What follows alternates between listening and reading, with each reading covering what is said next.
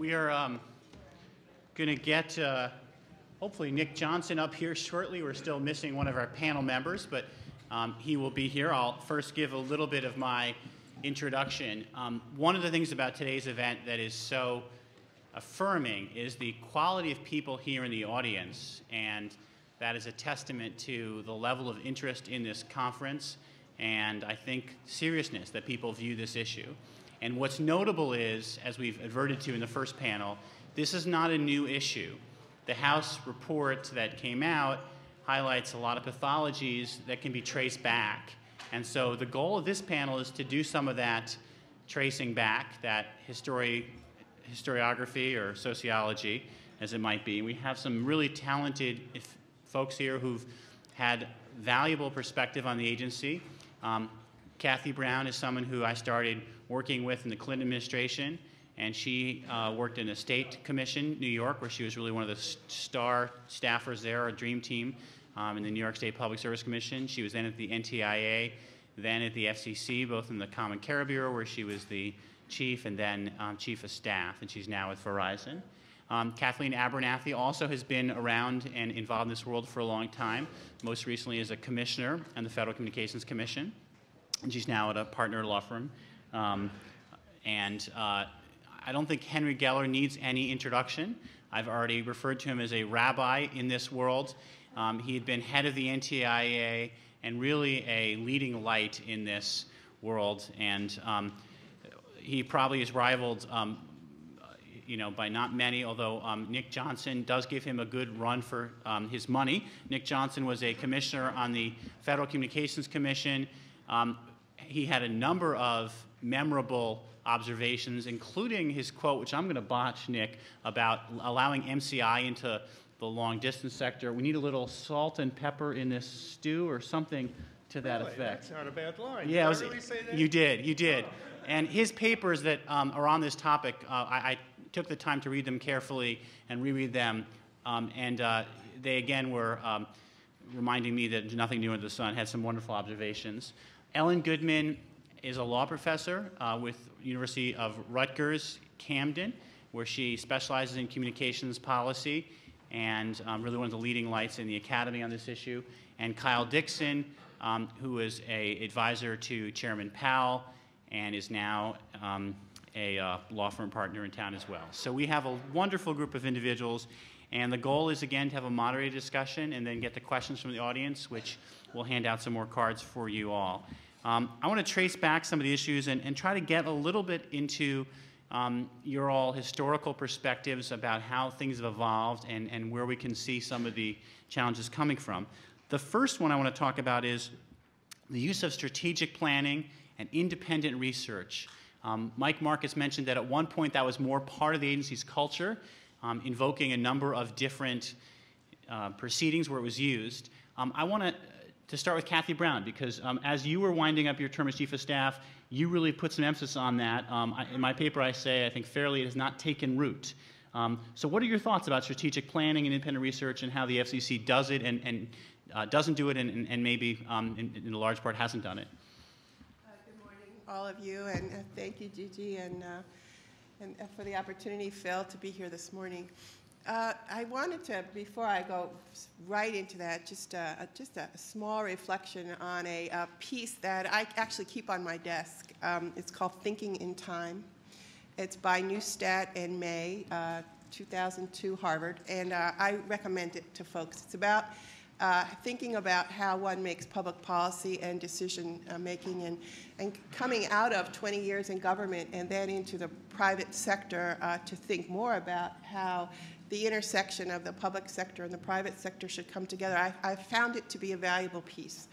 And the principal piece here is that one needs to imagine the future so that one can think about what one is doing in the present, and that if one imagined the future as if you were looking at history, it gives you a perspective and it pushes yourself to really think about the assumptions you're making in the present and presumptions you're making in the present. And one of the key thoughts in this book is that government policy making should not start with the question, what problem are we fixing? but ought to start with the question, what story is being told? And if you start with this notion and this thought about what story is being told, it pulls you back to think about what role you play, therefore, in the story. Strategic planning, in my view, helps to focus the mind that way.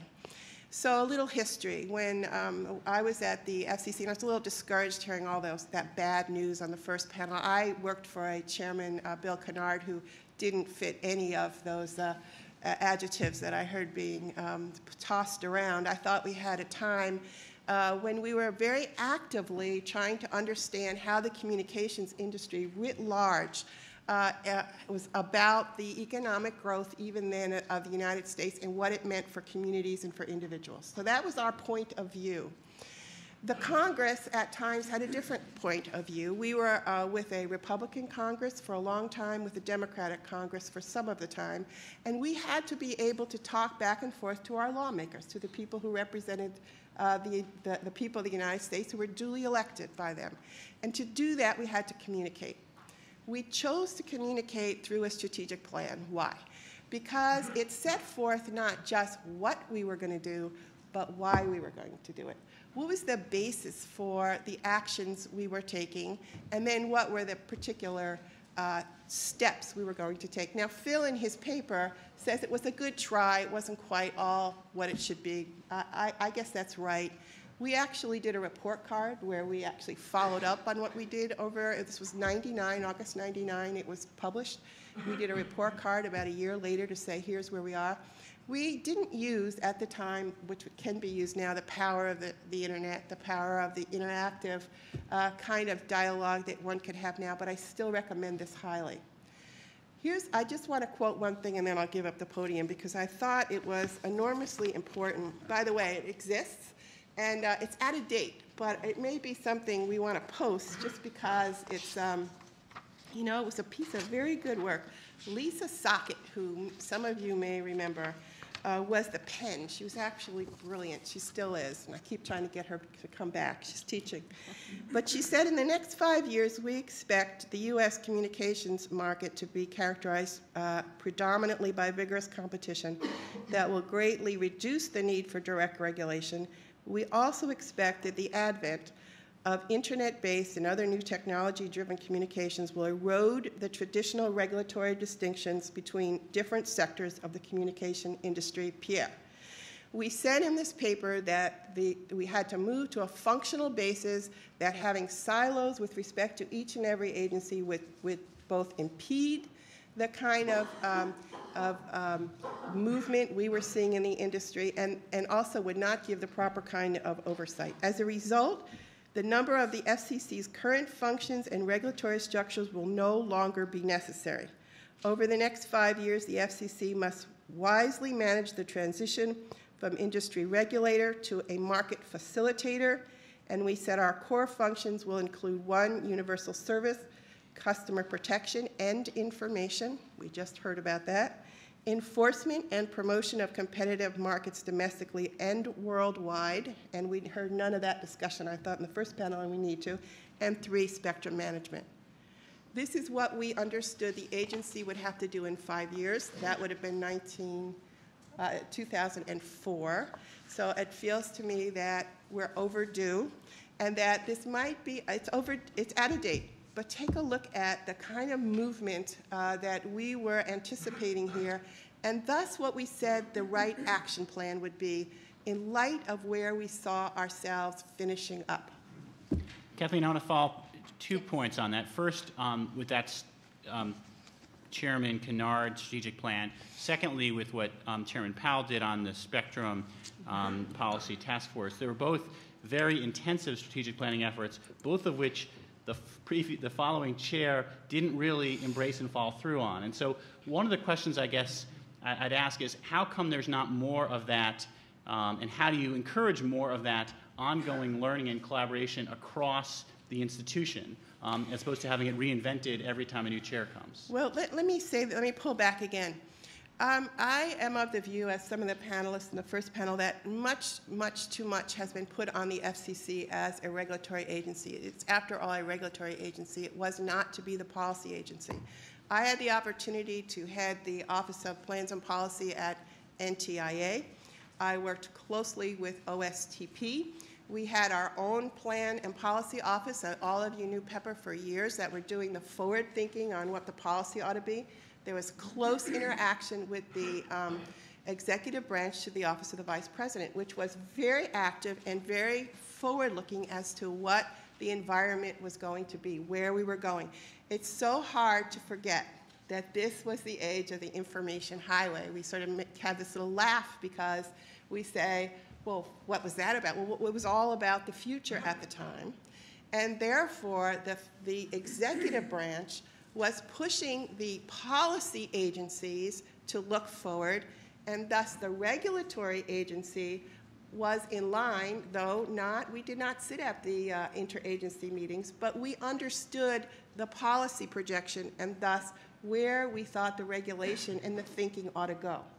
And I think that we're going to see again in this new administration an administration that cares deeply. We see this in the CTO conversation about where this technology brings us, why this is part of economic development, and where we want to go as a country. I think in light of that, then, the regulatory agencies, the FCC, the FTC, in light of a very different market structure than we saw 15 years ago, can start to get a direction. And I would hope that Congress would require them to say what that is. Kathleen, what's your take on that? You know, I think that the challenge is that personalities play a huge role in companies and in government agencies. And you will find that over the course of time, each chairman has had their own vision and their own way of wanting to do things. And the odds that the new chairman will take up the same mantle as the old chairman probably slim to none.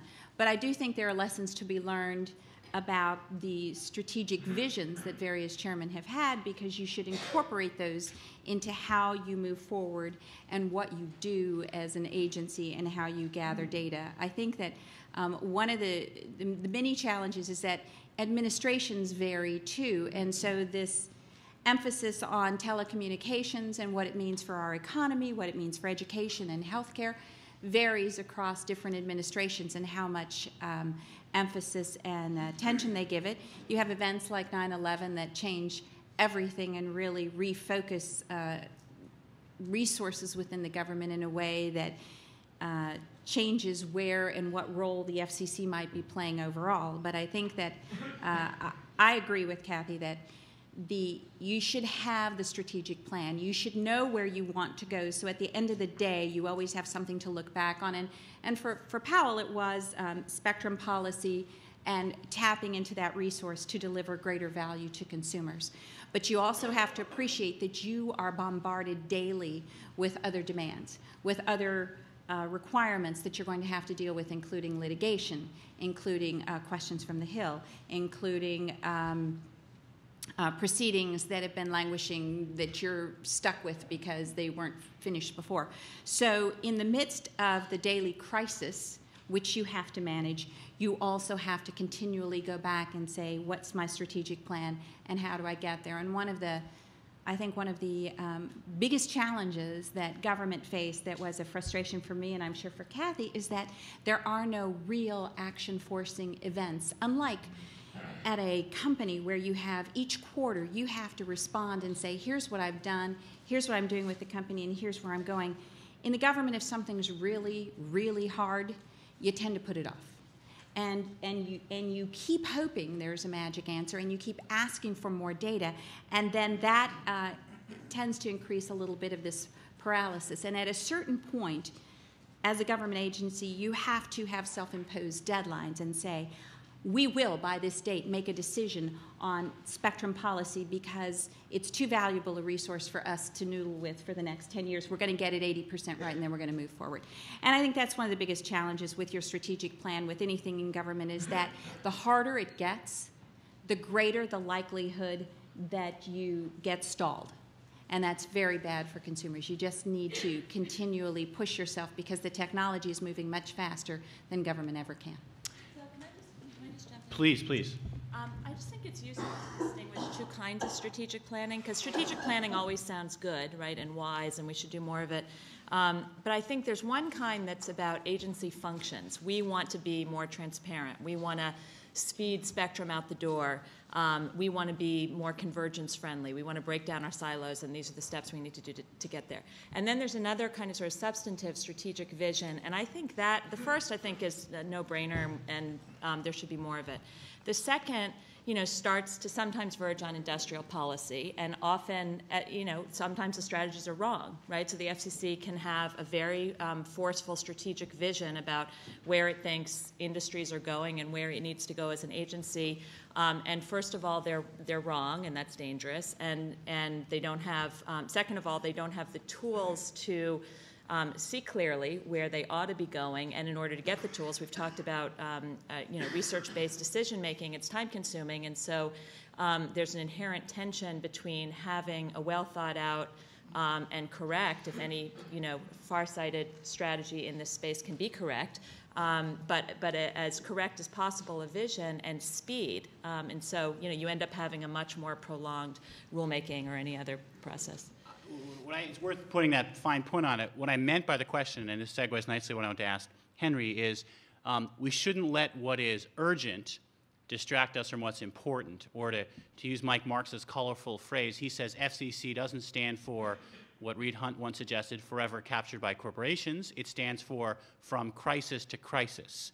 And Henry, the question for you then is, how do you, as a person who's watched this agency, offer some advice to the next chair not to let his or her leadership and the commission be lunging from crisis to crisis and overlooking what I think good strategic planning would do, which is here are what our priorities. Here's what's really important for us to address. Here's when we're going to address it. Here's how we're going to address it.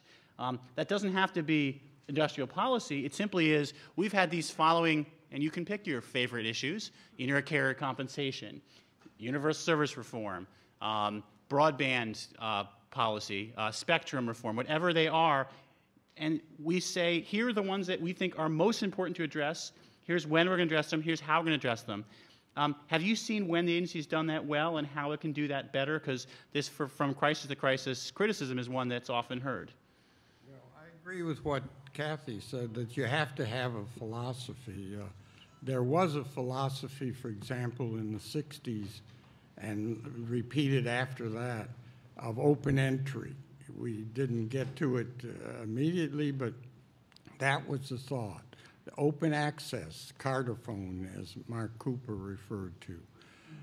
Even after you say open entry and competition in telecom, it leaves you with how you're going to get it. And after the 1996 Act, it was clear that Congress had opted for competition, but was it going to be done by unbundled network elements and TELRIC, or was it going to be done, as in the UK and other places, by facilities competition alone?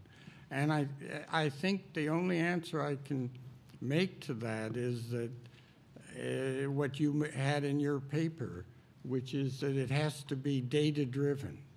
You have to look at the data and then make a decision that is transparent and that people can go after.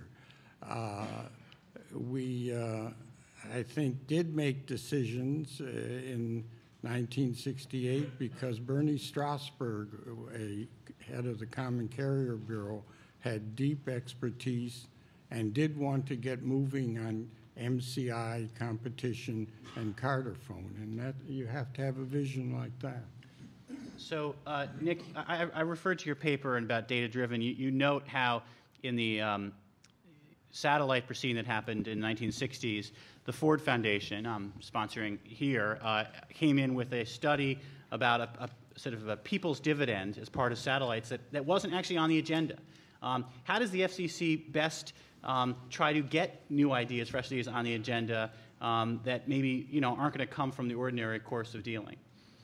Well, I think one of the things you need to do that I try to do, because you kind of have to define your job description yourself as an FCC commissioner. So a part of my job description was ambassador to the academic and research communities.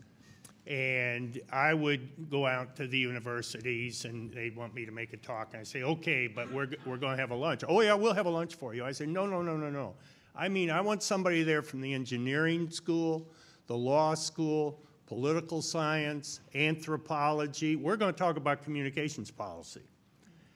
The problem was, when I went back 2 years later, we had the same people at lunch, and I asked them what they'd done in the meantime, and they'd not really talked to each other in the meantime, and so they were getting together for the second time. It's kind of like Barney Frank's remark at a conference like this. They were talking about whether the real problems in America rested with the politicians or with the press. And they went back and forth about that, and finally it came Barney's turn, and he said, let me tell you, the constituents are all that great either. So I'm not saying the Academy holds all the answers, but I do think that the more we can open the dialogue, let the academic communities know, here are the problems we see from government coming down the road a year from now, 2 years from now. You can put your graduate students to work writing doctoral dissertations, holding seminars on those subjects, and give us the benefit of whatever you come up with, kind of like what we're doing here for the new administration. So that's one thing I would encourage. I don't know if you talked to the University of Colorado, but in the early 70s, after the time you're talking about, Frank Barnes established interdisciplinary telecommunications program where I have colleagues from all those departments. So your evangelizing had some good impact. I can say that. That's right. And I should add, as a concession to the shortness of life, if not our particular panel, that in my little paper, we just got to write little tiny papers. Phil got to write a great big paper. And so we were restricted. So I began by saying I simply incorporate by reference everything Phil has said, not only in this paper, but in many other papers as well, and put it in my little tiny paper. So many of the things you've advocated, you can also say I'm advocating. That is a high compliment. Henry? We never did get ahead of the satellite problem. It just came upon us when ABC filed its petition. The Ford Foundation public interest dividend was very interesting, but the real issue there was you had to be faithful to open entry. And what we were going to do on satellite, domestic satellite, was to make ComSat the chosen instrument. The Common Carrier Bureau came down with that, and we were saved then, and it shows you the importance of having other factors here. You can't launch satellites without the executive branch doing that. Whitehead in the OTP said no, that you had to have competition, open entry again.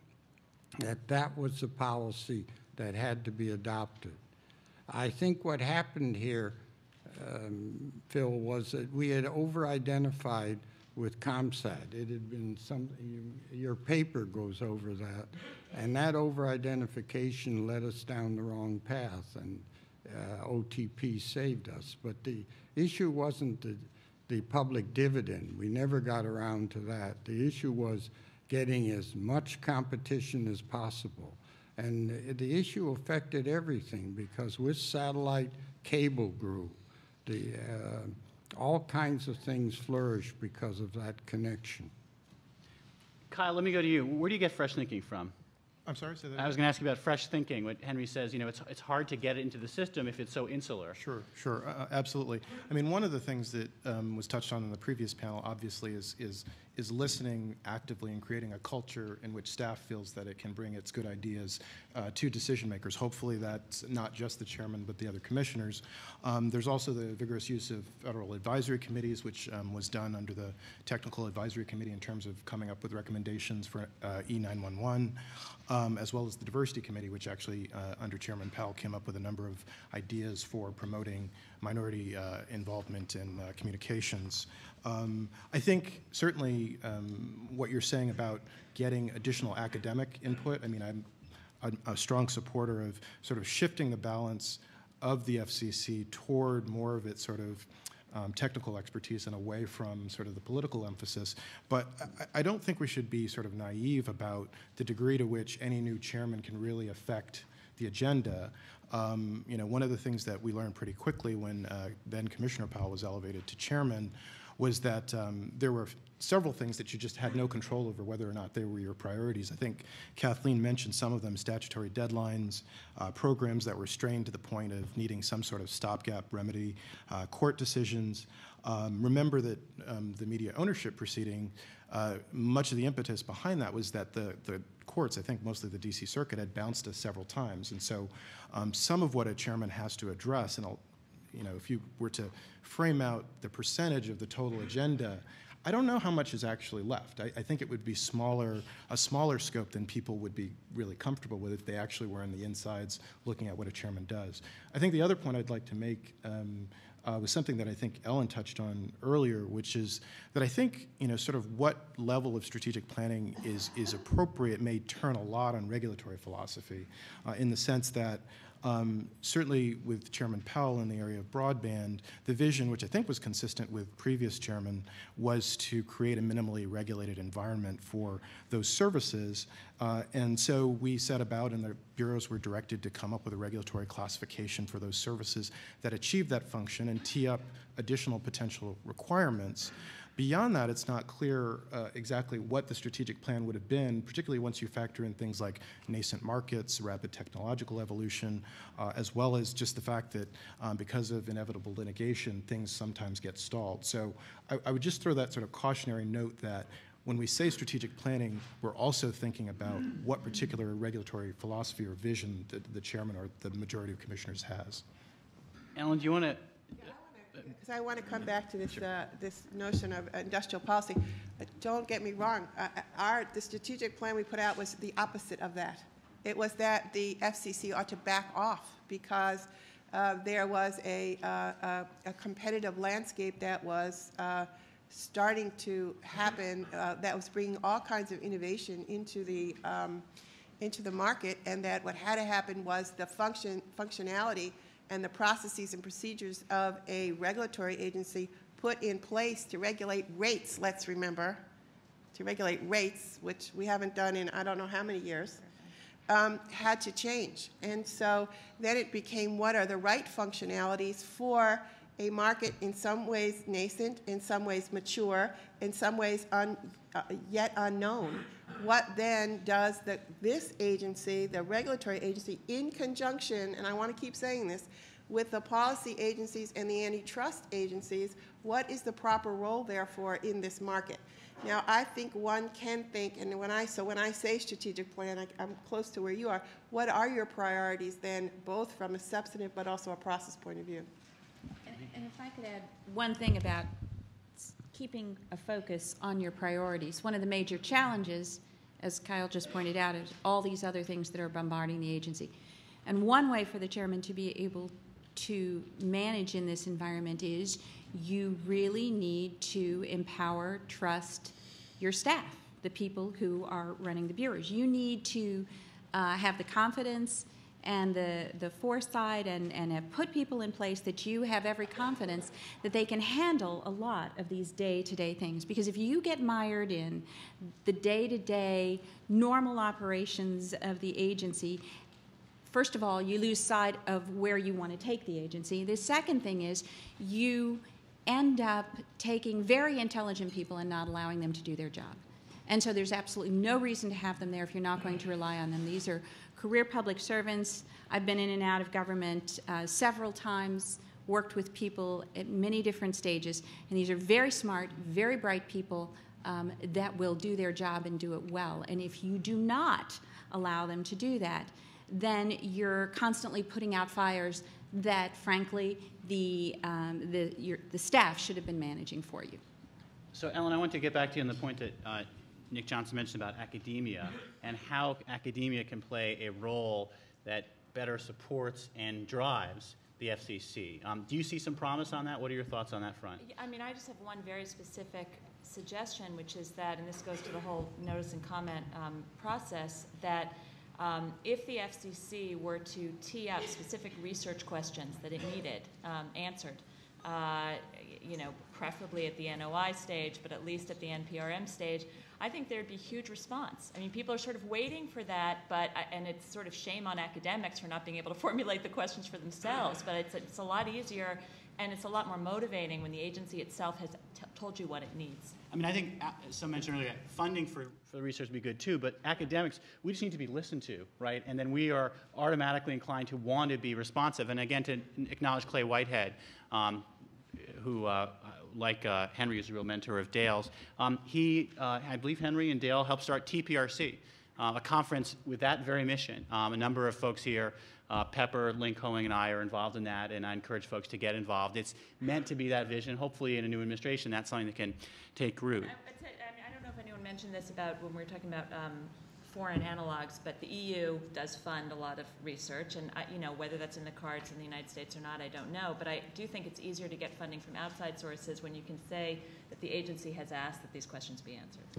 If I can add a couple other things in response to your question about where do you go to get additional input, I'm reminded of another story of this involving President Johnson, who was asked by a young new member of the House of Representatives, said, how do you ever find time to do the reading? There are people coming, and they want free tickets, they want tours of the Capitol, there are these hearings before the committees.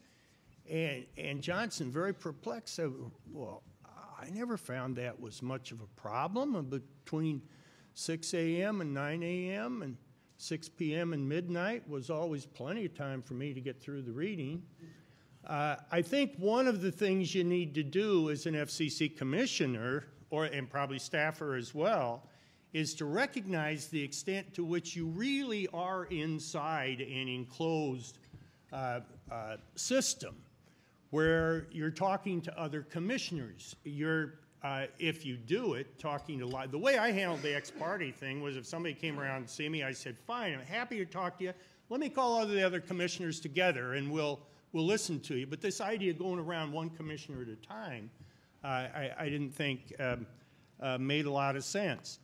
But you're inundated with lobbyists, with people operating the companies, with their lawyers, the trade press.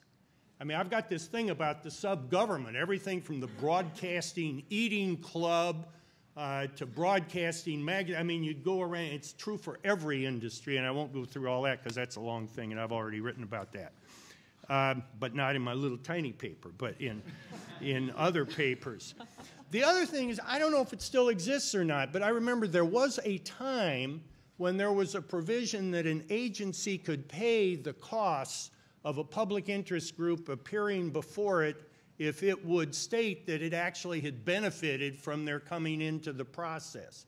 Does anybody know, is that still on the books? Or I would think it would have disappeared sometime over the recent late unpleasantness of the last few years. But that's another idea you can pursue, because basically you've got these folks who are exceedingly well funded up against a bunch of folks that don't have any money.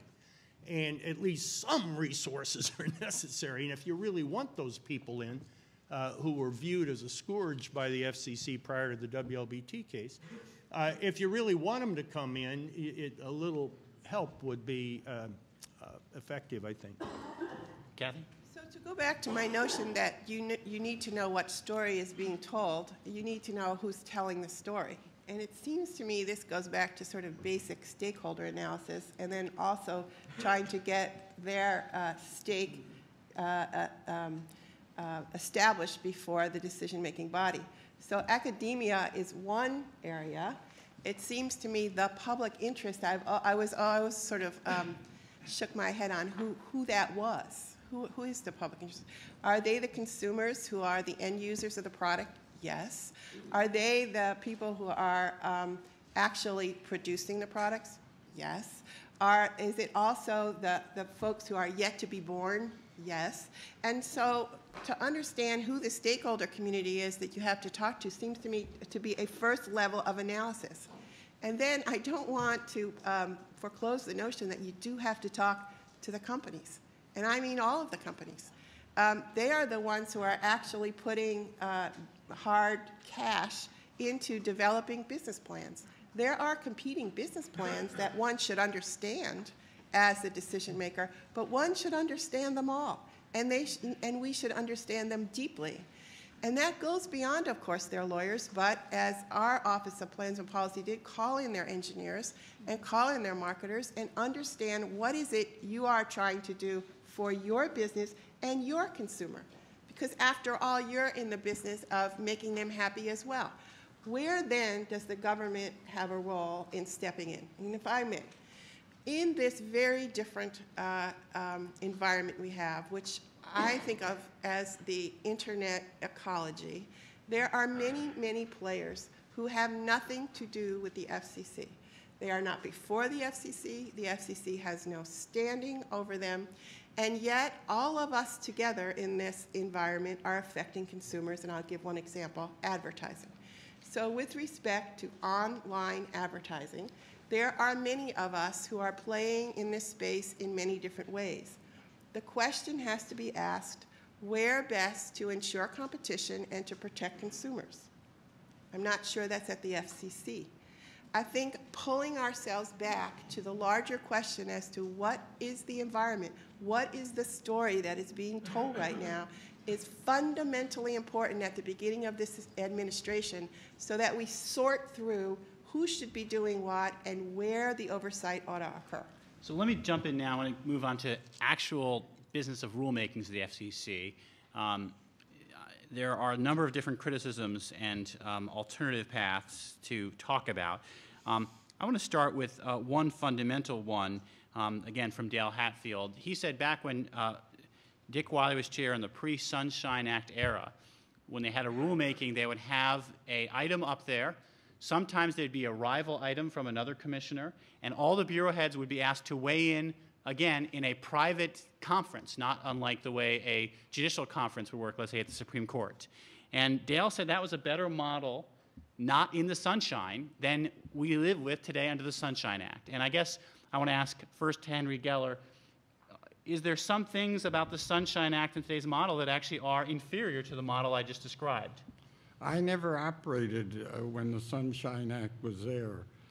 We used to have the meetings that you referred to. The commission meetings themselves got very rough. The bureaus did weigh in. They fought with one another. The commissioners fought with one another, as I think Nick would tell you. It got between Ken Cox and Levenger, it got almost to fisticuffs. But the point I'm making is that they were for real. They were fighting for something, they wanted it, and now you have a kabuki. There is nothing, it's just a charade. I don't know, I can get it on the internet, but I don't bother. The bureaus don't do anything. They have got everything worked out ahead of time, and all they do is get some praise, thank you for presentation, and it's a waste of time.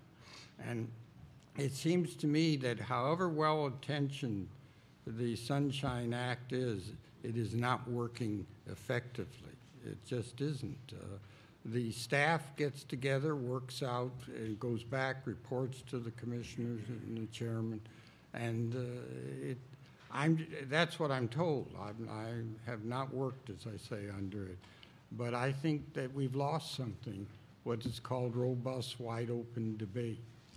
Before I go to Kathleen, I was going to ask, Nick, do you second Henry's remarks, or do you think that maybe the Sunshine Act has promoted some, worthy benefits? Well, I've written about that. I started in my teaching career at University of California, Berkeley, teaching administrative law, and I've always been interested in all that stuff. There's some literature specifically addressed to the FCC as to the disadvantages of opening up the process. So I think there are things that can be said on both sides of that. I would almost always endorse anything Henry Geller had to say.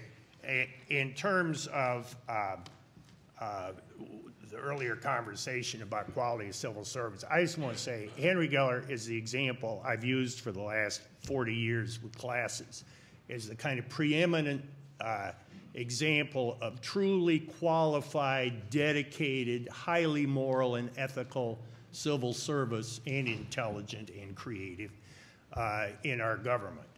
And I think that's a model that needs to be more fully understood by folks, that there was a time when that was possible in government, and that was a nice time. Let me just add, because I forgot to finish up with my little thing about LBJ reading in the evenings, that the point is that to break out of this cocoon, you need to reach beyond the formal filings, the staff reports, the FCC opinions, the courts that are overturning your decisions, or at least they were when I was writing dissents, and the trade press and all that. And you need to reach beyond that to read the academic material, and today it would be blogs and websites and just general press. There's not very much general press because of the sub-government phenomenon that it all goes into the trade press. But to read widely about relevant issues that relate to the FCC, that no lobbyist is going to bring you, no staffer is going to bring you, that enables you to get out there on your own. I wrote a piece talking about strategic planning back about 40 years ago called Communications in the Year 2000, which actually played out pretty well year by year over the intervening 30 years from the time I wrote it until 2000. And I think there's a lot of that you can do. And as I do say in my little paper, that I think a lot of these procedures, if you get good people in the commission, and I describe in detail what I mean by good people, I think they will on their own solve a lot of these, at least process, organizational, whatever type problems. Kathleen? The Sunshine Act is just, I think, one of the biggest deterrents to robust dialogue and debate between the commissioners, because what in fact happens is that it greatly empowers the chairman to work directly with the bureaus. And I understand why, because it's very efficient to do it that way, but it then makes it almost impossible for the other commissioners to engage and debate on a topic. So in fact, what happens on very difficult issues is your legal advisors end up going around and trying to cut a deal, or you do run office to office, but many times that one-on-one dialogue gets misinterpreted. I mean, Gloria Tristani's here. She's encountered the frustration with Sunshine. My former colleagues at the agency have all spoken out about the frustration with it. I recognize that there is a need to prevent a cabal, like three, getting together and cutting deals and excluding two, and I get that. But I see absolutely nothing but good that comes from allowing all the commissioners to get together and debate these issues. I would like to hear the dialogue. If it's a particular topic where two of my colleagues would have more expertise than I would, I'd like to hear why they disagree with each other and why they would go in different directions before I then jump in. And by the same token, if it's an area where I have more expertise, I want to be able to voice my opinion too. And we simply cannot do that under the current Sunshine Law, and it leads to like you said, kabuki theater in the open meetings, because frankly, it's all been done and done. Well, actually, it hasn't all been done. The actual opinions and orders don't generally come out that day. They don't which come is out yet that another day problem. Because you're still trying to figure out exactly what it's going to look like. I mean, it's not a well-run process designed to yield the best result. And in fact, sometimes I think it leads to compromises that would never have been made had you had the opportunity to get together and get three of the commissioners to circle around a particular concept. And in fact, pre-Sunshine, and I think even sometimes after, you found that many of these issues did not break down along political lines at all. They might break down around technology issues. But the agency as a whole, for many, many years, was not politically driven. It was technology driven and kind of focused on communications policy and delivering consumer results. And then you had folks who had philosophical differences, but they weren't necessarily politically driven. So I think that the Sunshine Act is, and I think Commissioner Copps has been a strong advocate of changing it. It is a problem, and I would hope that at some point it would be fixed, because in the meantime, you are left with a lot of misunderstandings taking place because you're dealing secondhand with some very important issues. Well, Kyle, as one of those former legal advisors, do you agree with that? I completely agree. I don't think I have any real good counter-arguments to some of the criticisms about Sunshine Act, but I do think that we should consider, if the issue at base is transparency, we should consider looking a bit more broadly. One of the things that happened several years ago with respect to the FAA was that the GAO actually did an independent study sort of looking at a variety of processes. So my view would be to consider sort of more broadly the issue of transparency and see whether there are things like tightening up proposals and NPRMs, more reliance on the comments and replies in terms of the written comments. All of those things involve trade-offs, but I think looking more broadly at the issue of transparency would be helpful as opposed to just focusing on the problems with Sunshine. Let me pick up that point and have discussion follow through. With the nature of NPRMs and NOIs, is the current practice at the FCC, which has no model rules issued generally at the beginning of an NPRM, is that the way it's always been at the FCC, or did at some point an evolution happen where NPRMs became, as Mark Cooper put it, less and less substantive? Henry, did you used to have model rules when you did an NPRM, or that never really happened at the FCC? We all recognize what you're saying, that it's much better to propose a rule. Then you get a really genuine dialogue with the public and with the industries and with everybody who's interested. The APA, as you know, just allows you to give the subject matter, and there's a tendency, this is bureaucratic, it's worse, but there is a tendency to take the easy way out. You have complete flexibility then.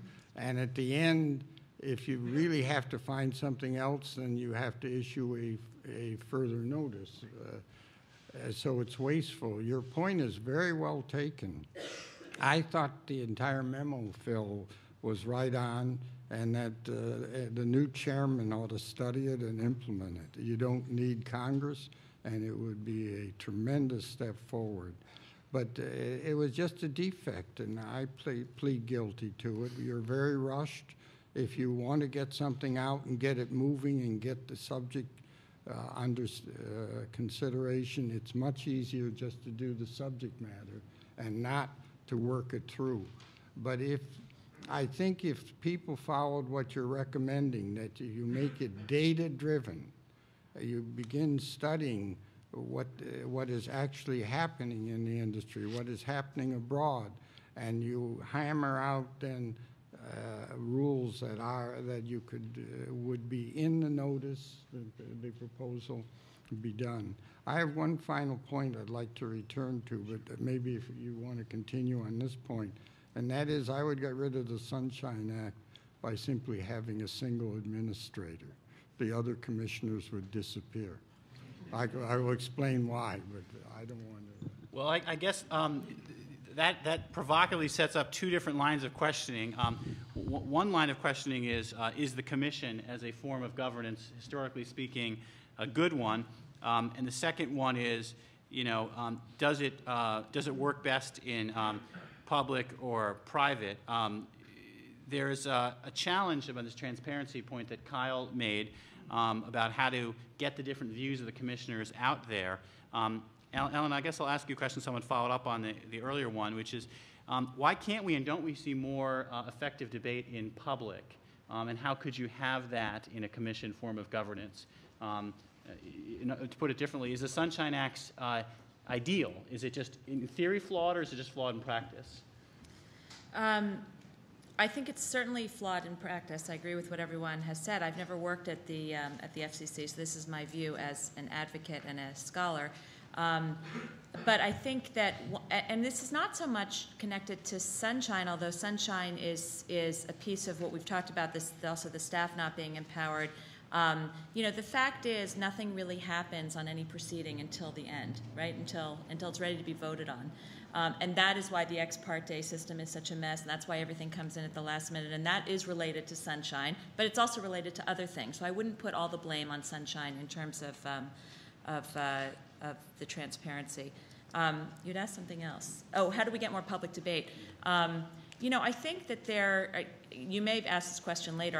I was expecting a question about some examples of successful FCC processes, and I think that the en banc hearings have been successful when several of them when they've had them. And I'm thinking, so the Spectrum, so Chairman Powell's, Spectrum initiative, it didn't end up getting followed up, but there was tremendously valuable, I think, discussion in the en bancs, and I also think that's happened in DTV. And so I think that's a way to get public debate even with sunshine. Nick, do you think that public debate's valuable, or would you, by having different commissioners, or do you think that different commissioners are really unnecessary to help the FCC function? I think there are a lot of ways of getting a public debate, some of which I've talked about. Let me mention something else in defense of the FCC, something I've never done in my near half century of dealing with the commission. Indeed, I spent most of my time writing some 400 opinions, almost all of which were dissents, and I was criticized because people thought I was just picking the very worst cases to make the commission look bad.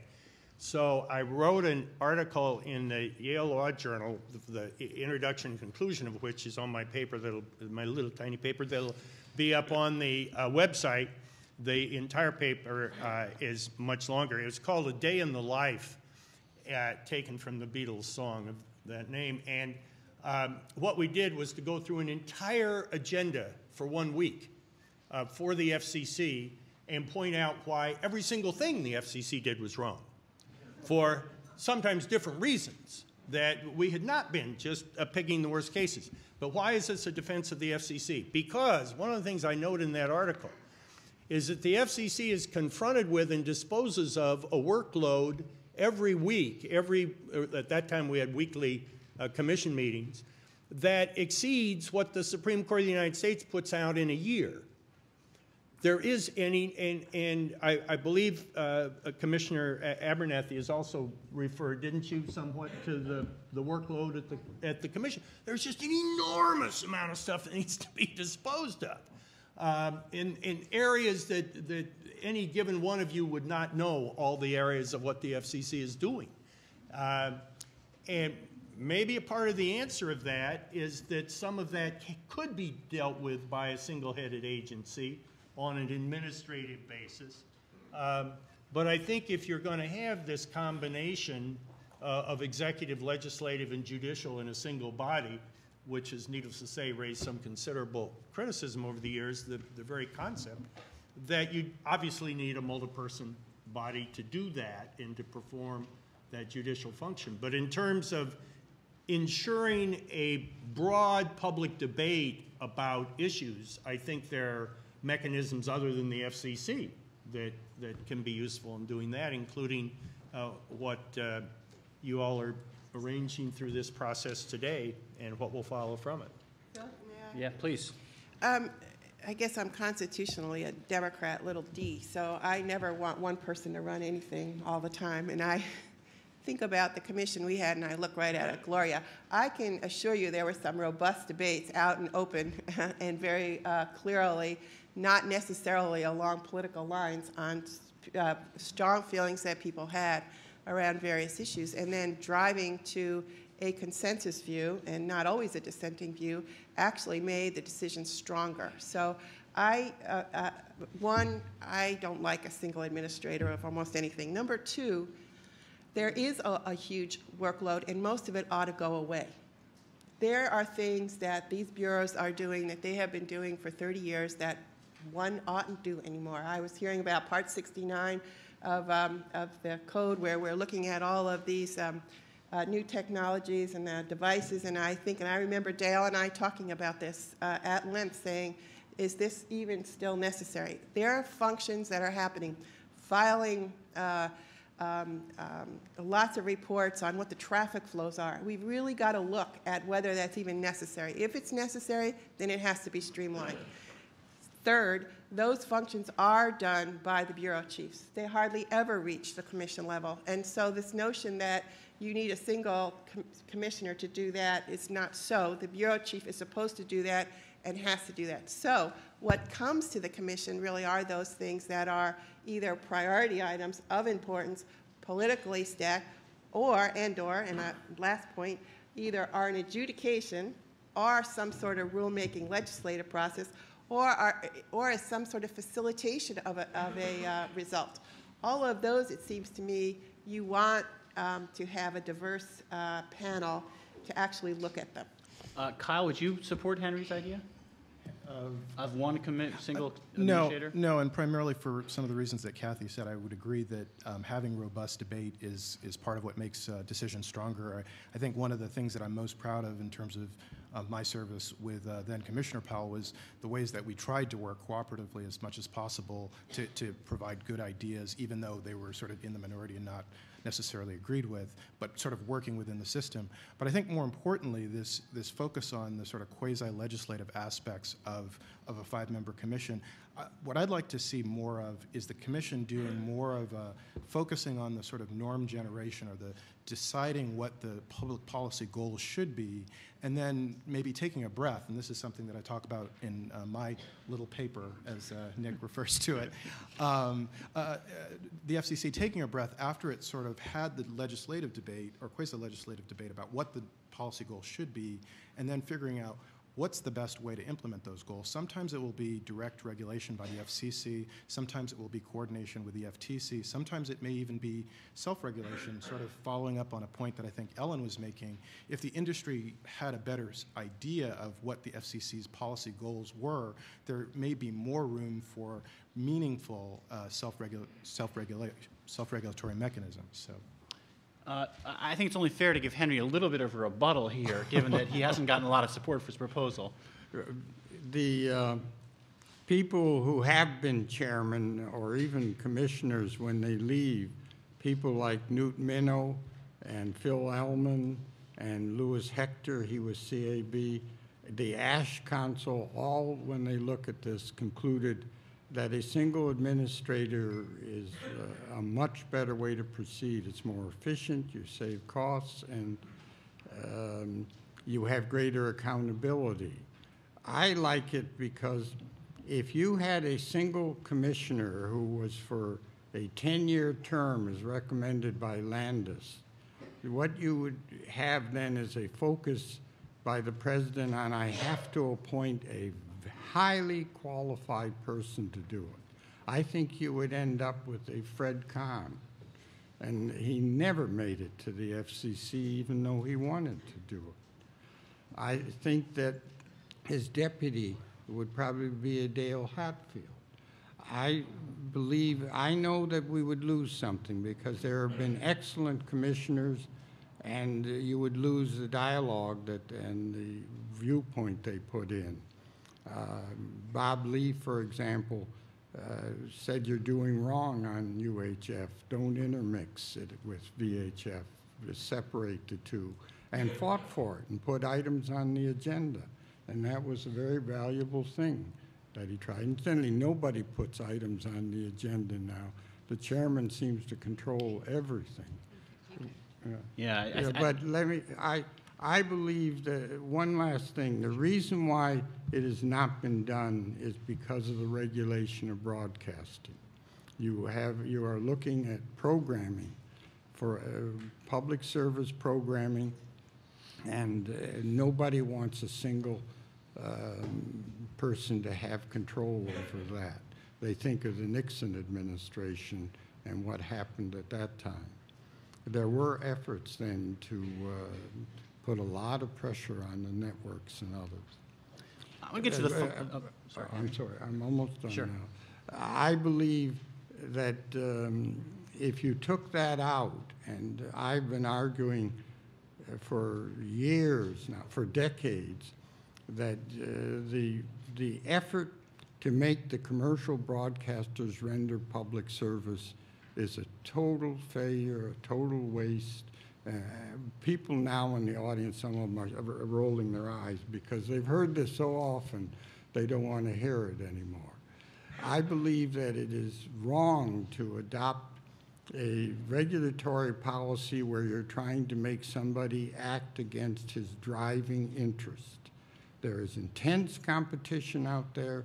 The commercial broadcasters do not want to render educational programs that are Sesame Street and all the 1, 2, 3 contact. They never are going to want to do that, and they shouldn't be counted on to do it. Public television should do it, and we starve it. And therefore, I would get out of the regulation of it. I would say you no longer have this social contract where you put profits second and public service first. Don't laugh when you hear that.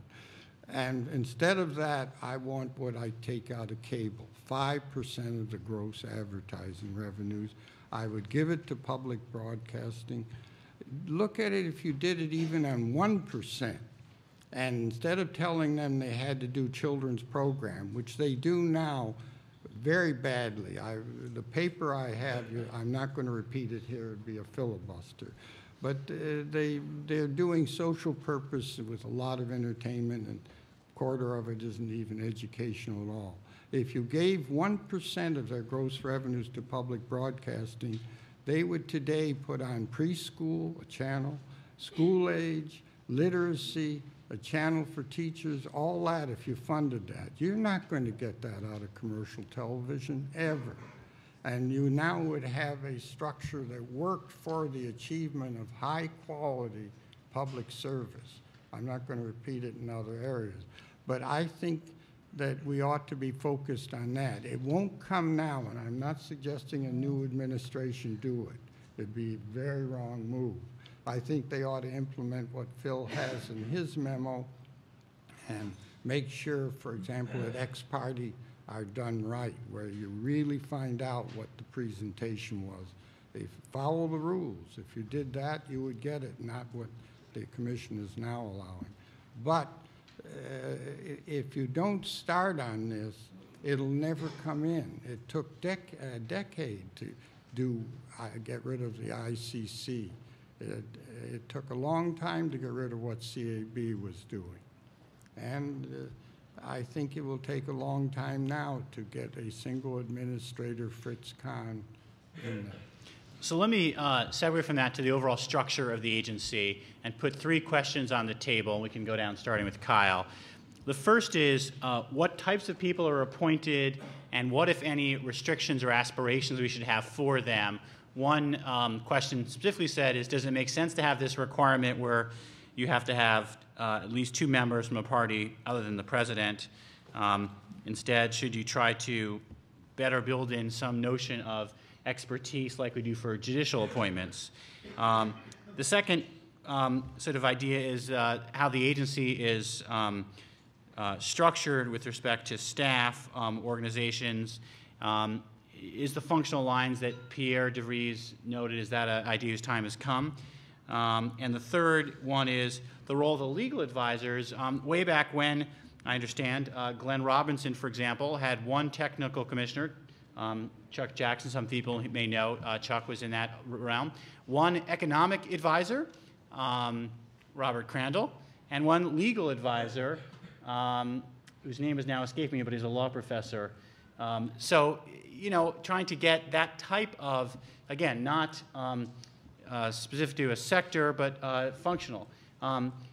So, again, what types of people, how the agency should be structured, what type of legal advisors? Kyle, your thoughts on that?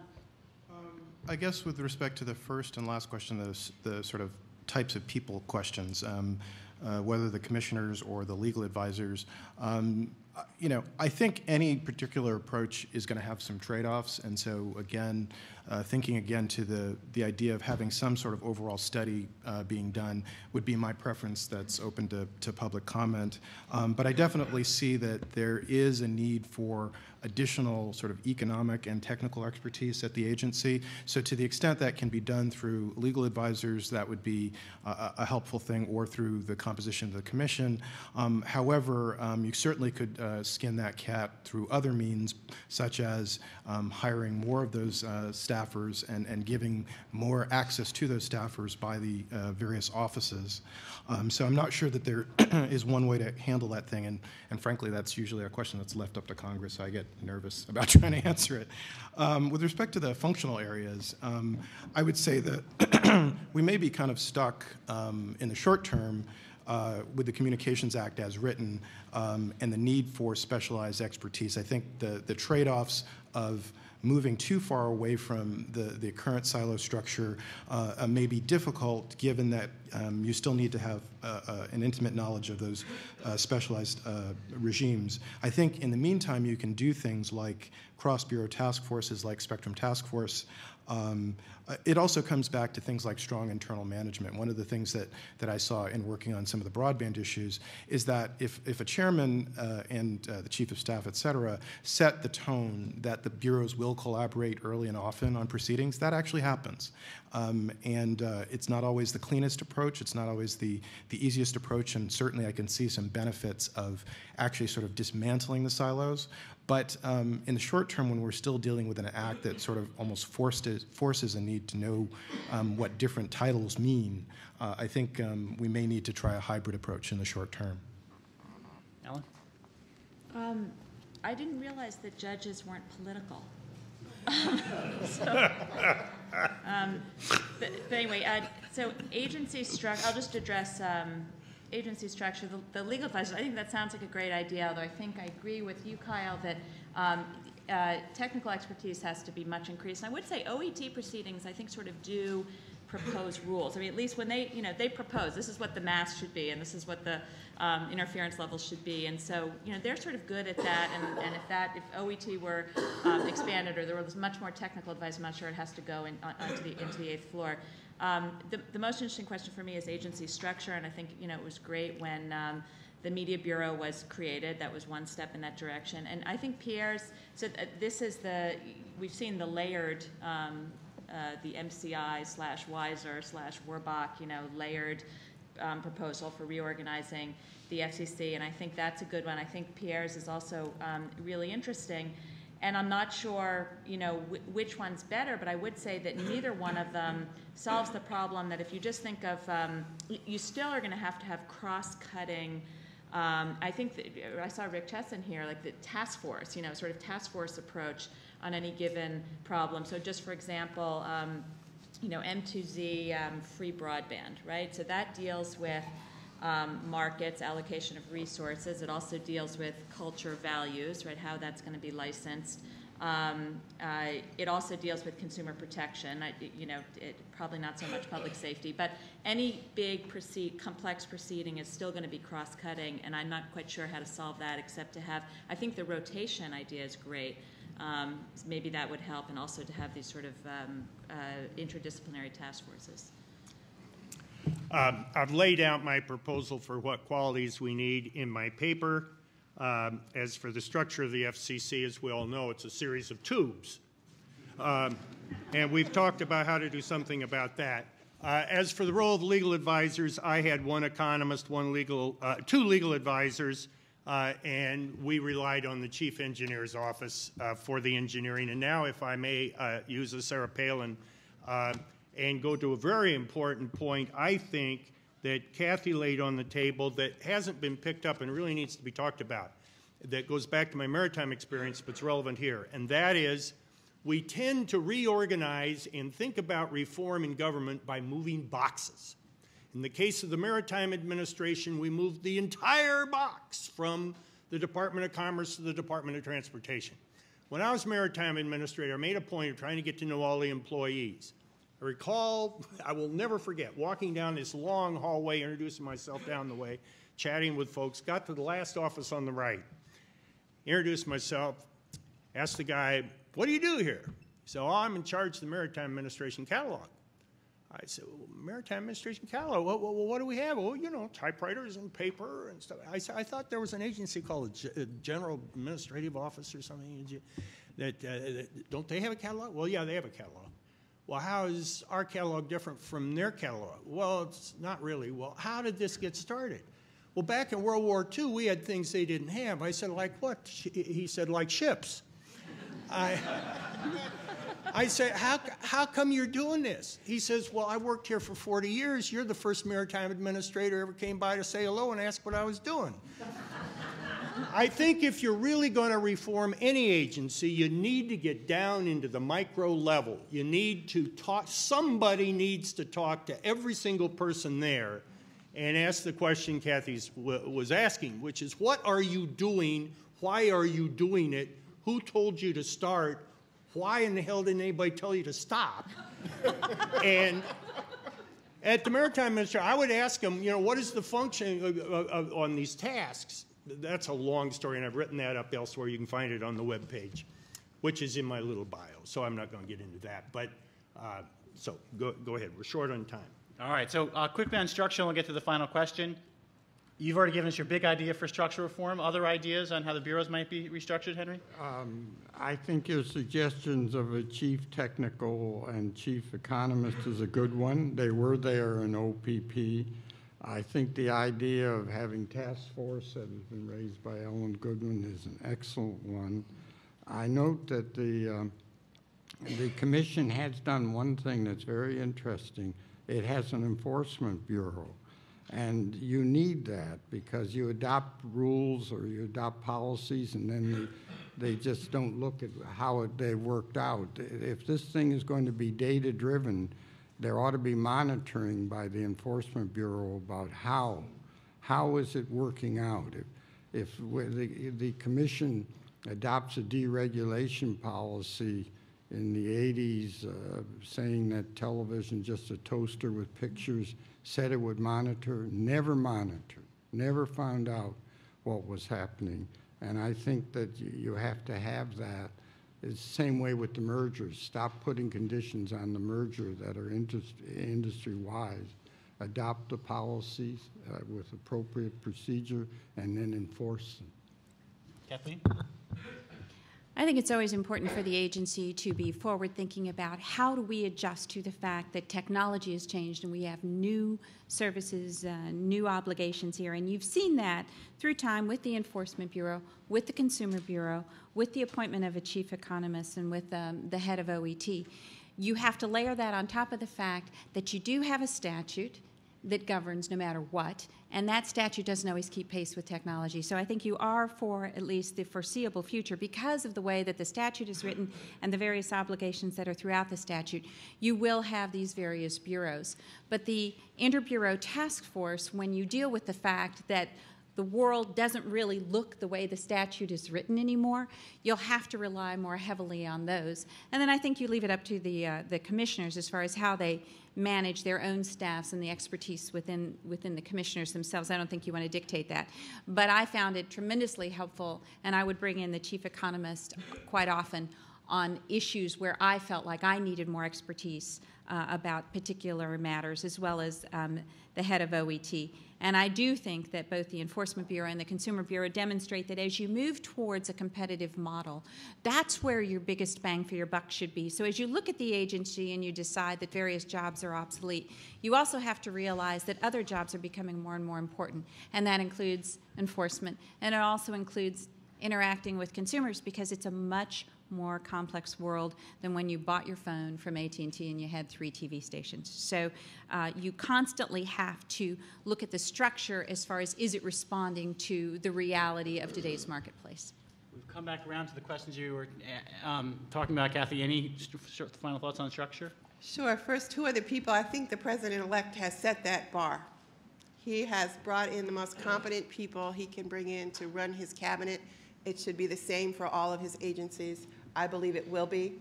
I think those people have stature, they have legitimacy, and they have expertise, and that's what we want. I would add that we do want diversity. We do want women's voices. We do want people of color to be as part of our industry. We do want to see folks who are not just in academia, but actually come from the communities in the states, have something to say about what these amazing technologies can do for their communities. So I would assert that the people we bring in have to be those who actually represent the best of us in all of its aspects. With respect to how the agency has to be or should be reformed, I really am going to put this paper up because you'll see that we thought there should be 3 areas, and Pierre, we're not off from you. Competition, and we moved that way. There was a competition bureau that was supposed to understand that convergence has happened. It has happened. The fact that we're still talking about a wireless bureau and a wireline bureau and a broadcast bureau, to me, we're already 10 years behind. Secondly, we understood we needed enforcement. And we needed enforcement of the rules that would have been done in a rulemaking that, by the way, took in comment from folks.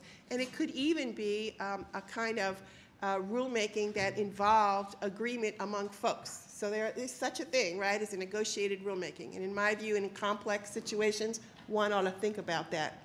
There was a consumer protection idea and consumer information. So much of what has been said about making sure consumers have the ability to make their own choices.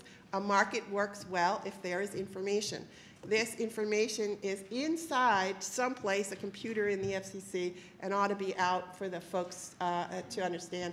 And finally, I think that the Office of Policy and Plans, or Plans and Policy, was it, that actually looked at the future. That was their job, to look forward. We had papers go out when Bill was the chairman that we couldn't get out, if you would, through a rulemaking, because they were ideas that needed to be put out into the world for people to talk about. Two very important papers that went out about the future of the internet and what that did for the communications industry actually rallied people around to talk about not the minutia of the present, but where we wanted to go in the future. So to me, the way this agency is structured has to do with what it's there for. We can't structure it until we know what it's supposed to do. This is the moment. There is no other moment in time except at the beginning of an administration for the government to say, what are we doing? So looking back at history, two one-sentence answers, which is first, biggest pitfall to avoid; second, biggest opportunity, best practice to embrace. Kathy? Biggest pitfall, and again, I'll quote Bill. I remember we used to have all these fights going on, if you remember, over, E-rate and over FM, whether we were going to put these little micro stations out there, and there was always some crisis. And Bill said, take the crisis and put it over there, and keep your eye on the ball and make sure we keep moving forward. So the daily crisis has got to be dealt with, but it ought to be dealt with not by the same people who are supposed to keep going. So pitfall, crisis. What is the one piece of advice I give, and I would say it again, figure out why you're there. What is it you want to get done? And then make sure you understand who the stakeholder community is. Kathleen? I think biggest pitfall is very similar, rise above the noise. There's a lot of noise, there's a lot of stuff going on. You've got to get above it and keep your eye on the ball and where you want to navigate this ship. And appreciate that you are overseeing a huge driver of our economy and of our well-being as a country. And you need to appreciate that small decisions can have huge implications. So you need to keep your eye on the ball and rise above the noise. And I think the biggest opportunity is that you are dealing with incredibly dynamic part of our economy that has changed the way that we educate, the way that we receive health care, the way that we communicate. And don't get mired down in yesterday's technology. Continue to look forward, because that's the opportunity and that's the growth and that's our future as a country. Henry, biggest pitfall and biggest opportunity? I think that what has been said before about focusing on the big issues is very apt. That you can get lost in the details, and item 5 on the agenda here. The good chairman, the good commissioners focused on the important issues and tried to move them along toward whatever the goal was. If the goal is high-quality public service,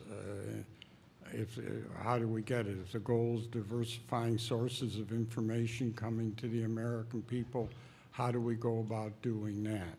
If the goal is promotion of wireless and broadband, what are the means of doing that? What steps should be taken? And at the end of it, item 5 on the oral agenda won't matter. Nick? Well, aside from incorporating by reference their comments at the end of our thing, as I incorporate by reference your paper at the beginning, I would simply add, as I say, as a concession to the shortness of life, simply the old salesperson's adage, plan your work and work your plan. Ellen. Pitfalls, not soliciting and or ignoring input from both stakeholders and FCC staff in last-minute, chairman-driven, non-transparent decision-making. Opportunities, data development, norm development, that is Kyle's word that I love, and dare I say it, communication of the data and norms that have been developed to the public. Kyle. Biggest pitfall would also be the not listening enough to staff, colleagues, and the public. Will improve the quality of decision-making, and Lord knows you'll have to deal with those issues eventually at some point. And the biggest opportunity, I think, is going back to this, remembering there's many ways to skin the cat. So use all of the regulatory tools available, including traditional regulation, but also including public-private partnerships, self-regulation, coordination with FTC. Just not thinking that the best way to do it is always to write a rule. Thank you all for a wonderful discussion. I want to ask our keynote speakers to start coming up to the podium. Thank you. Appreciate your